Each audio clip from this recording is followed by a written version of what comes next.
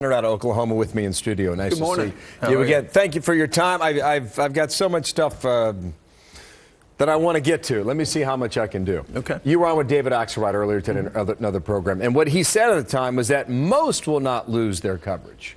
Yeah, that's not what the line was before. No, and most can be 51%. But think about where most people get their coverage. They get it from their employer.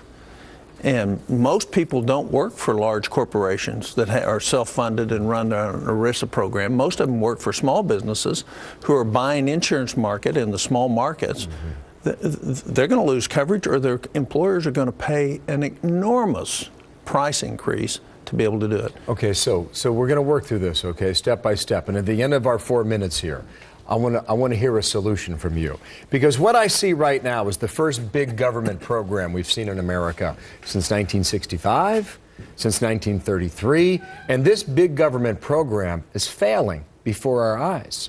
Well, now, you can watch this hour by hour or day by day and now week by week into its fourth week. You could not do that in 1965. You could not do that in 1933 because the outlets to media were different then. Yeah, I think it brings up 2 points. Number one, all administrations are incompetent to a certain degree because of the mass size of the federal government. It's hard to manage.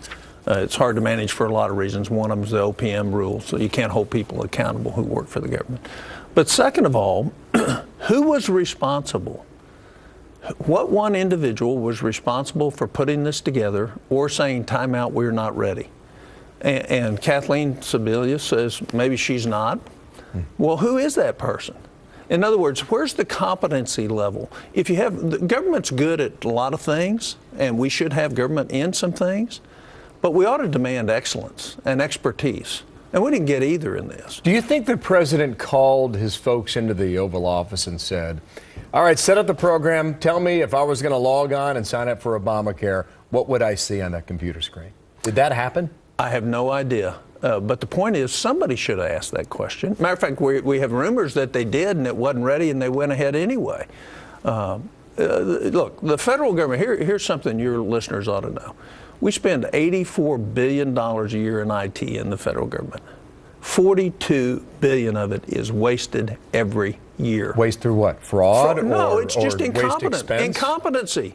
We bought what we didn't need. What we bought doesn't work. Half of what we spend on IT fails in the federal government. Now, IT's hard because 20% of what private buys doesn't work, but 2.5 times greater in the federal government. So we don't have management effectiveness. We don't have accountability. We don't hold people responsible.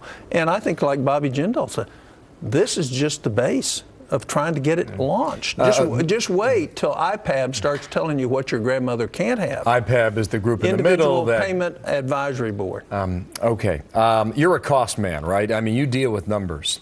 The best number I could find about what we have spent as a country on this website so far is $394 million. Now, I don't know how much higher that's going to go. I mean, some suggest that you need to take the website down and start all over again. What do you do? What is the solution as it stands today? Well, my solution is let's trust what we trust in every other aspect of our country except education and healthcare. Let's allow markets. Let's create an upper limit so nobody ever loses their home. Nobody ever goes bankrupt because of a health care issue. Let's put a bottom to where those that really can't get health care can get it. And then let's trust markets to allocate scarce resources. Let's demand transparency in terms of quality and price. That's what we're for. And if we do that, health care costs will go down, not up. 4 studies show that 1 out of every $3 spent on health care in this country doesn't help anybody get well and doesn't prevent anybody from getting sick. And that's going to be worse. Right, those sound like arguments we heard 3 years ago, and they went nowhere. That's right. Because there was a Democratic Congress and a Democratic president. So what do they do now? I mean, obviously they can see this national embarrassment play out in front of them. What do they do and how do they react? They eventually will get this fixed. But again, what Bobby Jindal says is this is just the beginning of a large program that is going to be very difficult to work. Really, it's going to be in a downward spiral. First of all, because there's no way the young, healthy people are going to go in and pay and take the deductibles that are required to pay for those that are very sick. So you're going to have mainly very sick people signing up, which means the insurance industry is going to lose a whole lot of money the first year, 2014, and then the rates are going to go even higher again, which means fewer young, healthy people will sign up. And what you've done is exactly the opposite of markets. And the whole goal, remember, the whole goal is a universal, single-payer, government-run system. We'll see how Kathleen Sebelius reacts to all this on Wednesday. Senator, thank you for your time. Good to see you. Tom Coburn here in New York. Thank Pleasure. you.